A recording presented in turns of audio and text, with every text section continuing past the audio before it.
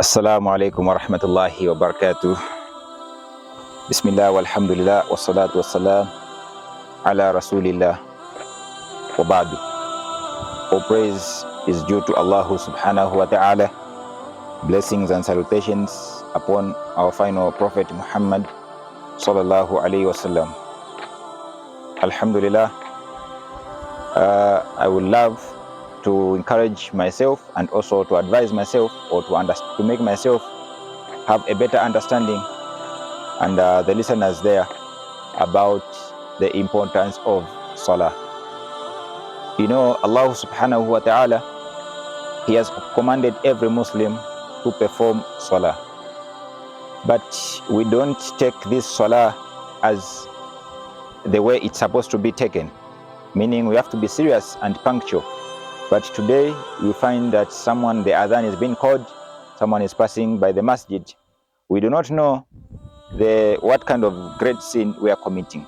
If we realize on how Salah was imposed upon the Prophet sallallahu alaihi wasallam, from the entire Quran or the entire life of the Prophet sallallahu alaihi wasallam, Allah used to give the Prophet sallallahu alaihi wasallam many laws, but when it came to the law of Salah, Allah subhanahu wa ta'ala had to rise the Prophet sallallahu alaihi wasallam in the time when Jibreel alayhi salam came and he took the Prophet sallallahu alaihi wasallam in the heavens.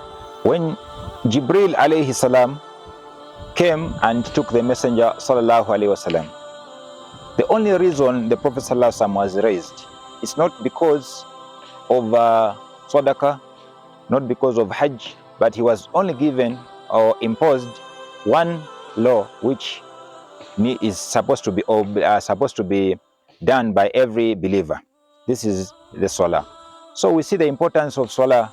If Allah subhanahu wa ta'ala had to invite the Prophet sallallahu alaihi wasallam to give him the duty of the 5 daily prayers, he had to raise him until in the heaven, and then these 5 daily prayers, they were imposed.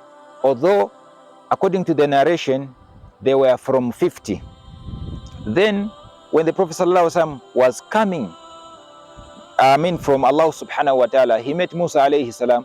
Then Musa alayhi salam said, it is not possible for your followers to obey, or meaning that they can be able to follow the 50 prayers daily.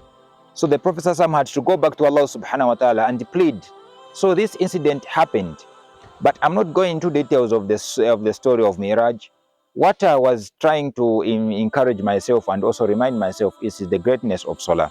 Because when we as Muslims are commanded to pray, it is not a joke. That is why we find Salah, there is no excuse for Salah.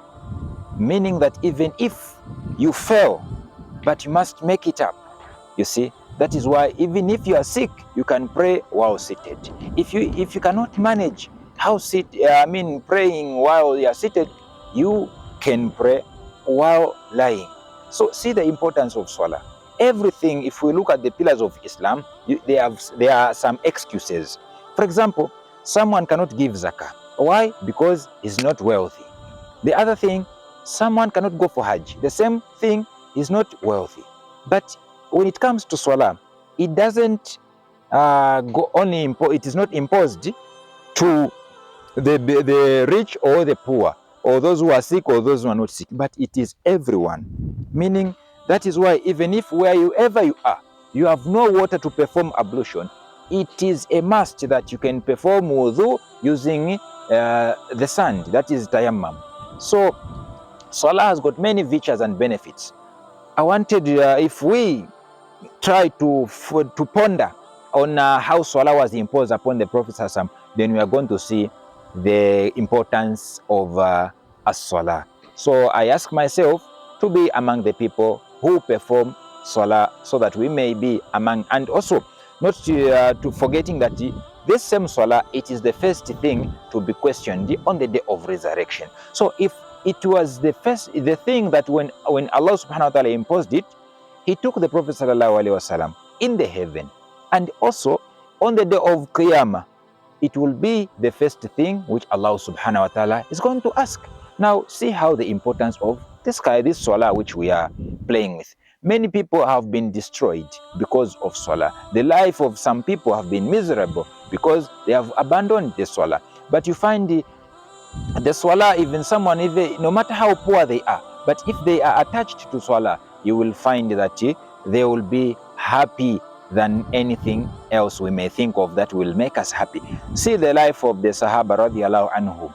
They were all happy while they were poor, although at sometimes they became rich, but they were content of salah, and because of salah, that is why their lives had to change. I ask Allah subhanahu wa ta'ala to make us among the people who perform salah only to please him. Barakallahu lana li wa lakum. Subhanallah wa bihamdi wa nashhadu an la ilaha illa anta astaghfiruka wa natubu ilaik.